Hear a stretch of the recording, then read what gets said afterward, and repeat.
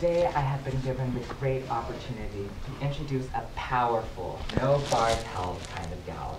She's an individual who knows her rights, and with that knowledge, she's here to advocate to us the rights of those who cannot for themselves. Please help me welcome, persuading us on why you should be against having an abortion, Miss Sophie Sherwood. That was so good. What defines life? How do you define it? Does life begin after the first stages of development? Or after the first heartbeat? Maybe even after the first signs of brain activity? Or does life begin after a human is physically birthed into the world? This is a huge part of the abortion debate today. Now, I want to ask you a few questions.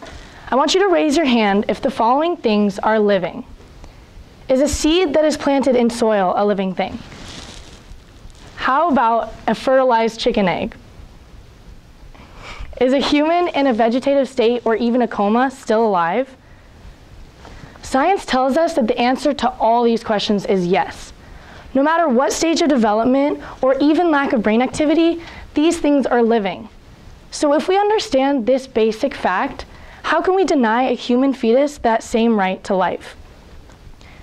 Just 22 days after conception, the fetus's heart begins to beat. And the genetic composition of the zygote is extremely unique, unlike any other human that's ever existed, including that of its mother, proving the fact that the zygote is not merely part of the mother's body, but in fact its own human life. Abortion is defined by Merriam-Webster as a termination of a pregnancy, closely followed by the death of an embryo or fetus. It is not just a simple choice made by an individual. It is in fact a purposeful death of an early life. Unfortunately, many people don't know that much about abortion or how it even came about. A feminist woman by the name of Margaret Sanger once believed that women should be able to control their pregnancies.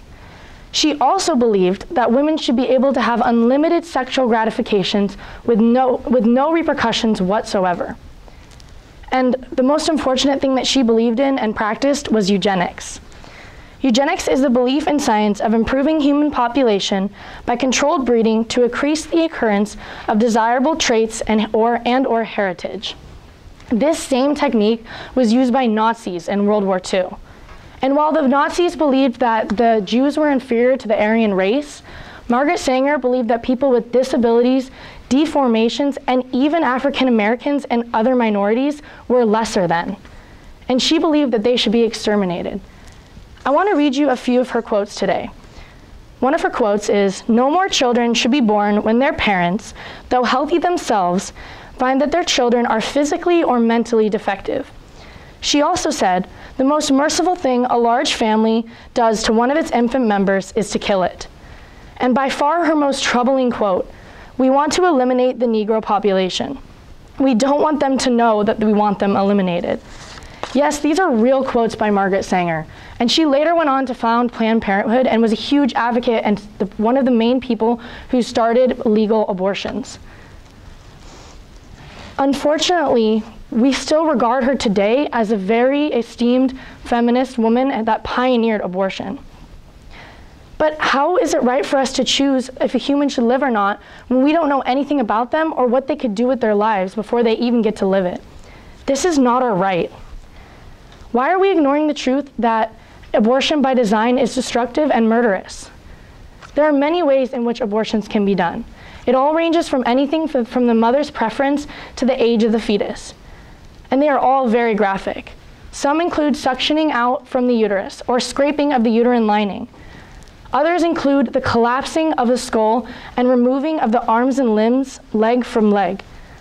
Another thing is that they sometimes will inject the baby and kill the baby in the fetus before it is born. And these are just a few of the options and ways that it's done. And it can be a combination of any of these things. So why are we ignoring scientific fact and placing one life above another? The fetus is just as living as its life-giving mother. Even though it needs her to live, it is its own life. The mother was conceived in the very same way, just as every other human that's ever existed. We cannot protest equality if we cannot provide the same human right to the most basic of human life. When someone decides to have an abortion, they are choosing to end a life. We do not give this right to any other person in our society ever. Even convicted killers, murderers, or rapists are put on trial before they're given punishment or even death is chosen. So how could we choose this for someone who hasn't done anything and hasn't even had the choice to live yet? Abortion is a selfish act with no regard for fragile human life. We are taught that unwanted pregnancies are a burden or an inconvenience. We have lost the respect for making personal sacrifices that can help others. If you find it hard to still understand why abortion is wrong and unfair, I dare you to ask yourself this question. What if I or someone that I loved had been aborted? This is a sobering fact. It is hard to understand that any of our parents could have chosen at any time to end our life before it even began. But they didn't, and that's why you're here. There are people who didn't get to choose this for themselves and died because their parents chose to abort them. When we put this into perspective, we can understand why this choice isn't right. How can we choose this for others and label it as our choice for our bodies? So what is the solution? Making abortion illegal won't completely get rid of this issue.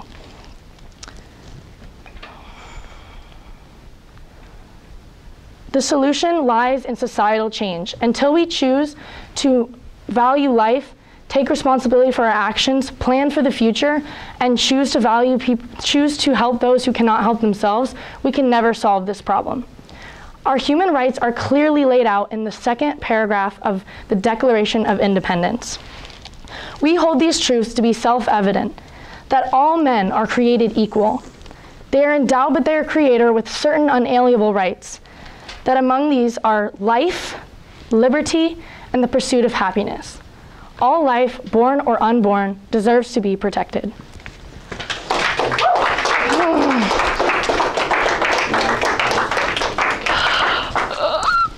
That was so hard. Thank you.